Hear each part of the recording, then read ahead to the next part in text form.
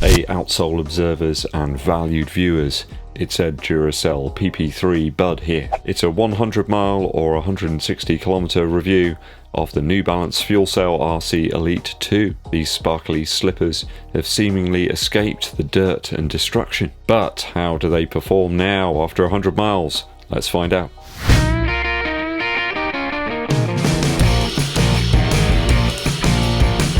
Welcome to the channel, guys. If it's your first time here, consider hitting that subscribe button and the bell for notifications. It really helps us out too if you hit us up with a super thanks, and also give this video a thumbs up like.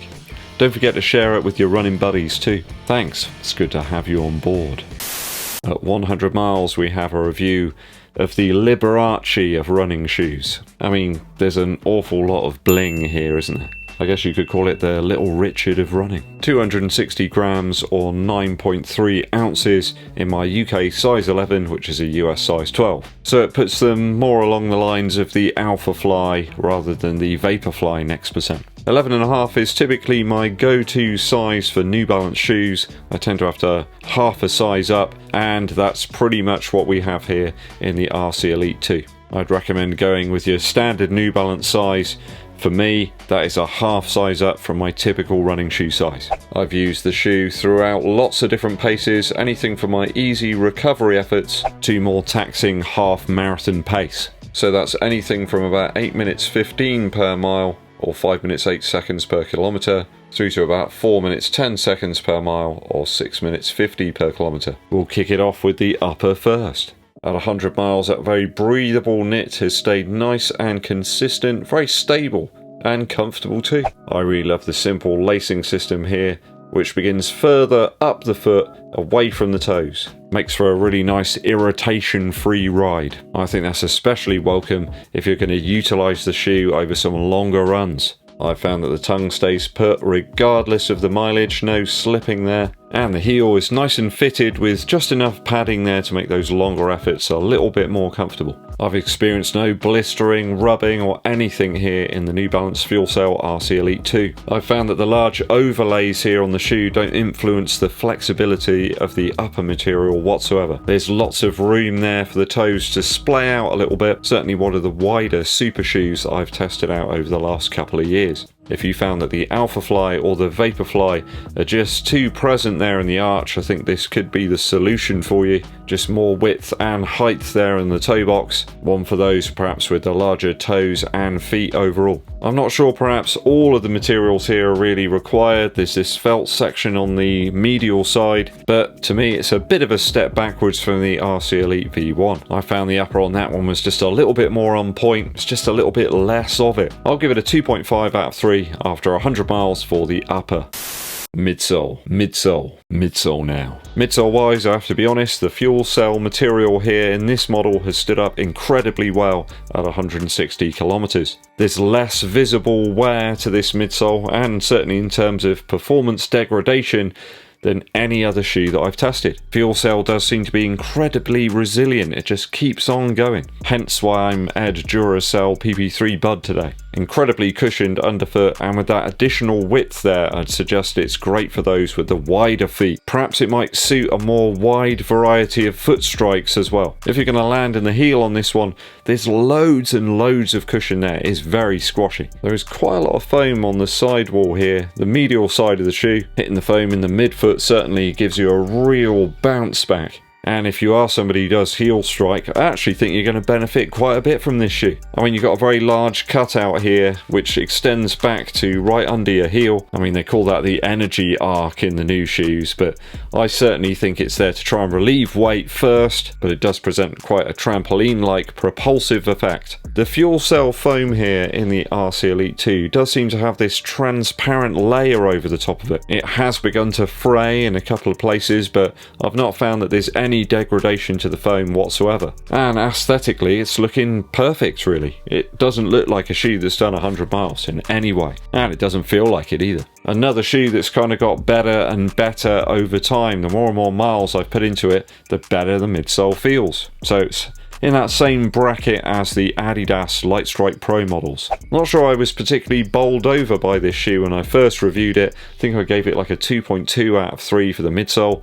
which is reasonable, but now I'd probably raise that up after 100 miles to a 2.7 out of 3. Certainly a midsole that feels better for me at perhaps marathon pace rather than down to a 10k or a 5k. It's just too much squash there for me for those faster, shorter efforts. Certainly one I'd consider for the full marathon. I think I'll put it into the same bracket as the Alpha Fly perhaps. Just feels a bit like overkill to wear it for certainly a 5 or 10k. I think the extra squash and comfort there within the RC Elite 2 could be ideal as a marathon shoe. Also for training as well, doing some of those longer runs. There's certainly more squash here in the midsole than the Adios Pro 2. Closer, I would suppose, to the next percent, but there's far more squash here in the midsoles. Just a lot more give and a much less aggressive ride than the Alpha Fly next percent. Outsole now. I'd say the rubber has improved a little bit over the miles. Those initial few runs I felt it was a bit lacking really in wet weather. I think the grip in the rubber's matured a little bit as it's been worn down. Feels a little bit better now. The traction has improved. Almost no wear whatsoever in both rubber segments in the heel. Superb on some dry paths and roads. I would suggest that the thickness of the rubber here in the forefoot does tend to attract dirt and debris into the holes here where you've got the exposed midsole. Again, definitely one of the best in terms of aesthetic wear. There's nothing really. And the same can't be said about the Adios Pro 2 or the Metaspeed Sky. You could certainly tell I'd worn those up to 100 miles. As I say, the rubber grip in wet conditions does leave something to be desired. Just really poor on toe off in the wet. You can feel yourself slipping and sliding. Can't really get that propulsion. That greatly limited the use of this shoe for me in certain conditions. I had to slow down on a number of runs and really kind of puts you off utilizing it again. So certainly the shoe is limited in terms of versatility due to that outsole design. Might be durable, but in wet conditions it doesn't work for me. So I can certainly recommend this shoe to people that are running in much drier climates, but on roads and smooth surfaces with recent rain you've got to be very careful. And that's tough really to say when the shoe costs as much as it does. This isn't one of the cheaper super shoes, that is for sure. Durable materials but a limited use case. I'll give this one a 2 out of 3 after 100 miles for the outsole. Value now. Value wise, a really lovely cruiser, a very cushioned and soft ride, but in the right conditions. Cushioned and forgiving and lots of fun to be had here in the RC Elite in dry weather. There's some real pop from the carbon plate. I think due to the squash of the fuel cell foam you can really get quite a lot out of that, and it does stabilise the shoe. I've never found myself really wanting it to be any more stable. It didn't feel like the fuel cell TC that I tried out a couple of years ago. That was very unstable. I do though think there's better out there in the price range if you want to get the most for your money. If you're after some faster times and paces, then you probably want to look towards the Adios Pro 2 or the Vaporfly Next Percent. Can't get away from that one. I think the RC Elite V1 was actually closer in terms of comparison to the Vaporfly Next Percent. Maybe even the Vaporfly 4%. It certainly does feel like a brother shoe to the Fuel Cell TC with a wider forefoot but subpar traction. But there is more underfoot stack here from heel to toe. The version 1's very hard to find now. There's only a few out there. Very limited sizes too. A better training shoe perhaps than racing, but there's not many people that will want to shell out that much money for this shoe just for training. That's why it kind of makes me think of the Prime X a little bit. It is very cushioned. It's one I wheeled out when I really needed some extra squash underfoot. I just wish we had the RC Elite version 1 traction on the outsole rather than what we actually got here. I'll give it a 2.3 out of 3 for value. Some good elements to this shoe, certainly durable, but it does have a limited use case this time around.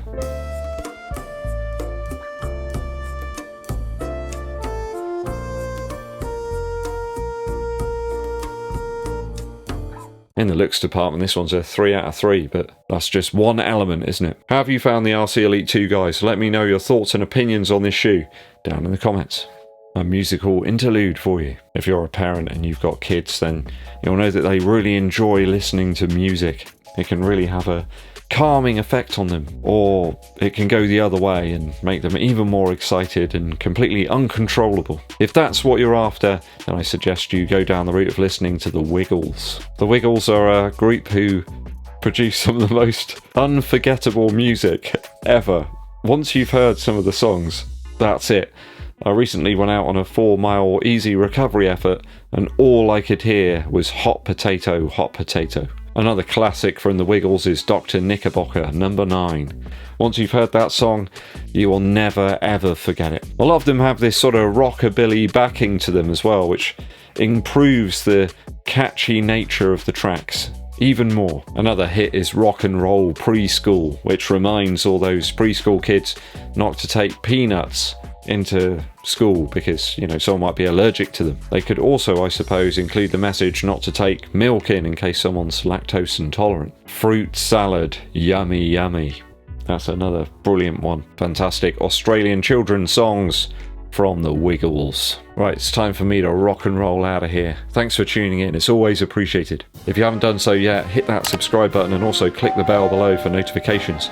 Don't forget to give us a thumbs up like and also share this video with your running buddies. My name's EDDBUD and I'll be seeing you